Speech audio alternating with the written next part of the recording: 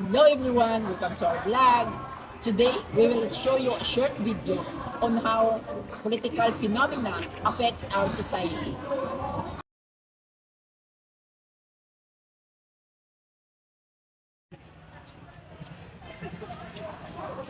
Grabe, Ben. Ang dami na namang mukha ng mga kandidato dito. Nalalapit na talaga ang election. Nakapag-register ka na ba? Hindi pa eh. Hindi ko kasi alam kung bubuto pa ako. Parang paulit-ulit na lang kasi yung mga nangyayari eh. Parang walang nagbabago. Huwag ganyan, Ben. Bawat boto natin ay malaking epekto. Paano tayo ganyan kung susubok ka na sa proseso? Walang ganyan, Ben. Pero Liza, isang boto lang naman ako eh. Parang wala namang epekto yun. Paano kung wala akong mapiling kandidato? Alam ko minsan mahirap din pumili. Pero Ben, ang pagboto hindi lang para sa atin. Para sa ating kinabukasan at sa susunod na henerasyon. Tama ka, Liza. Kahit isang boto lang ako, kung marami tayo, magbabago rin ang resulta para sa atin at sa mga pamilya natin.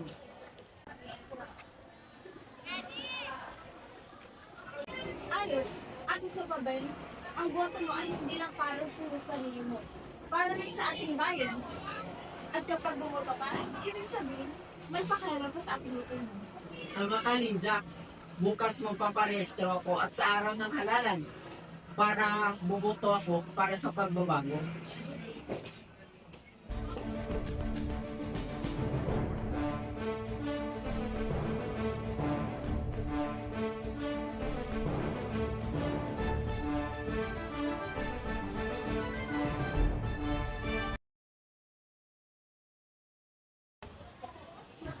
Hi guys!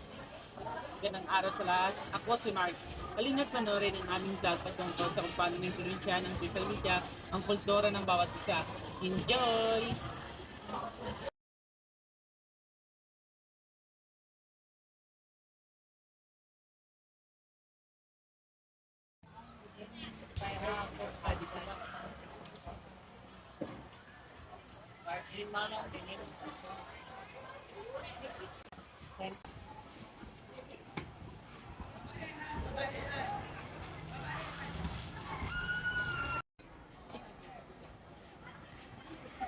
Nakalungkot isipin, no, na ang mga kabataan ngayon hindi na pinapalagaan yung mga kultura natin.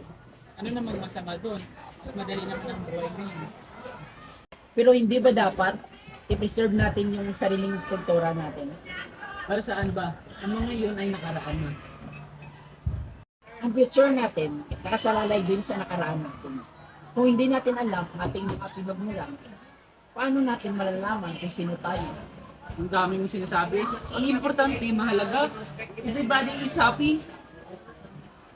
Hindi lang naman masaya ang buhay. May mga responsibilidad din tayo sa ating kultura. Ano mang gusto mong gawin?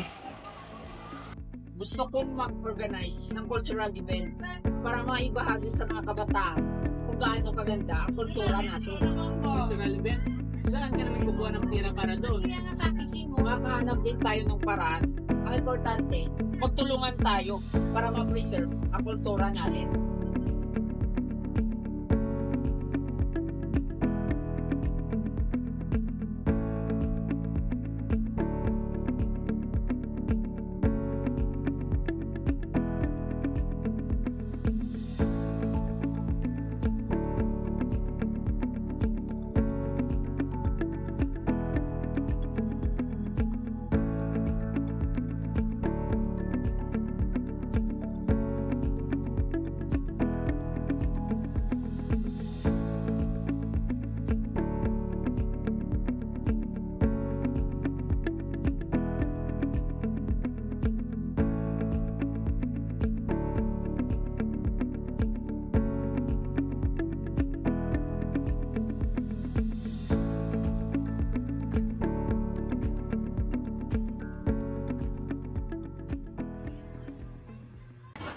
Mapaya pila sa kanulangon, mapakaya ba yelo sa video namin para yelo iso kapag kapyalo ingat pa no.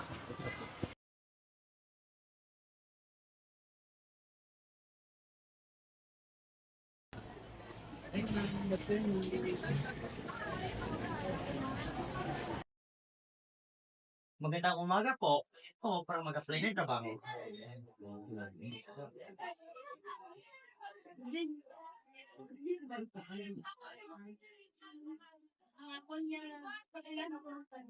Salamat sa pagpunta. Ngunit kasi gawin ka sa mga trabaho. Alam kong kaya kong trabaho ito. Ngunit dahil ba ito sa aking pagkakakilanlan?